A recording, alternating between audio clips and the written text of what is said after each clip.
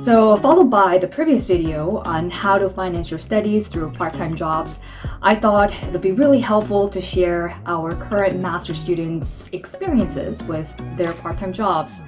So, two of my friends were very kind enough to do this interview for me. So, if you're interested in this topic, keep on watching. Hi, Louisa. Yeah. Could you tell us what your part-time job on campus was? I'm a center intern at the LSE Southeast Asia Center for Communications and Events. I've been working as a research assistant with one of our professors in the department. How would you describe your part-time work experience there? The experience has been great. I've been able to learn a lot specific to the Southeast Asia region, and that complements my studies here in media and communications. So that means helping them out with their events online. Because of the pandemic, everything shifted online, and their social media. The job has given me invaluable insights into how research projects are conducted on a larger scale, and has enabled me to familiarize myself with different methodologies, which I feel like were able to transfer to thinking about my dissertation. It really strengthened my communication skills on so many different levels. Did you find it hard to balance between the schoolwork and your part-time job together? Yes, absolutely. So every so often my sort of professional work and my study work would clash, and then it was quite a challenge to kind of keep them both separate, especially as I was working from home at that point and studying from home, and it kind of became a bit of a mishmash of a lot of different academic pieces of work that I had to do.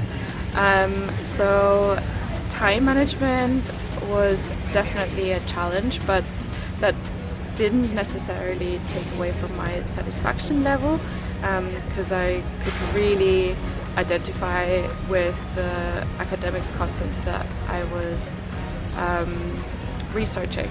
And I was working with a really great person. So yeah, that was good.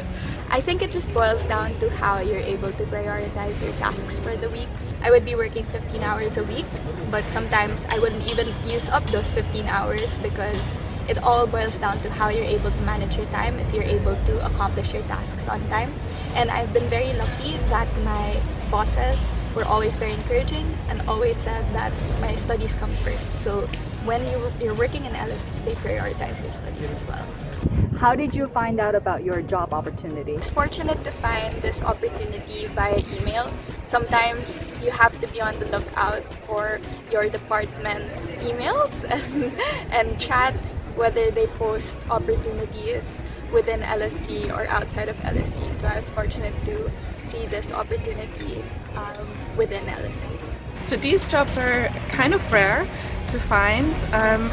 I found it by a shared interest in the content of the research. So I contacted the academic and I told them that I was interested in this, and then everything kind of happened from there. However, you can also find these kinds of opportunities through your department, but also there are a lot of other research assistant or project assistant jobs around the LSE. So I would recommend looking out for opportunities on the Careers Hub, and also just don't be shy, ask and see what happens. What is the most important thing to keep in mind when we work as a master student? I think it very much depends on your personal circumstance. There are some students who might not want to might deprioritize their academic grades to gaining some professional experience, which then might help them with their next step after the masters, and then it makes sense to work more. And I know some students who did that, and then actually that developed into a permanent position. If you, however, want to really make the most of your masters and achieve the best grades, I think you probably will have to deprioritize work.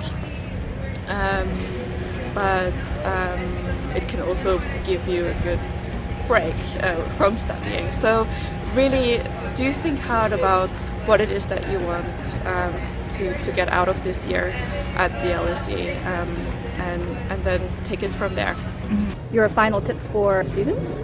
So I encourage you to explore the options that LSE has in terms of part-time employment, especially when you're a master's student.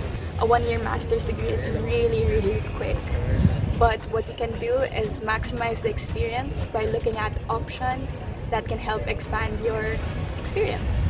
So I encourage you to look at LSE for many different options they have, not just for part-time employment, but also for research internships.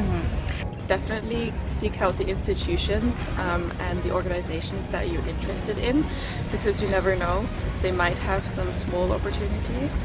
You can also proactively apply and make yourself known. I would also recommend understanding the standards of application in the UK, because they might differ from the country that you're from, and really perfect your CV. Go for it. Okay, I hope that you found this video helpful, and this special thanks to Louisa and Gwen again. I wish you the best of luck. I'll see you guys in the next video.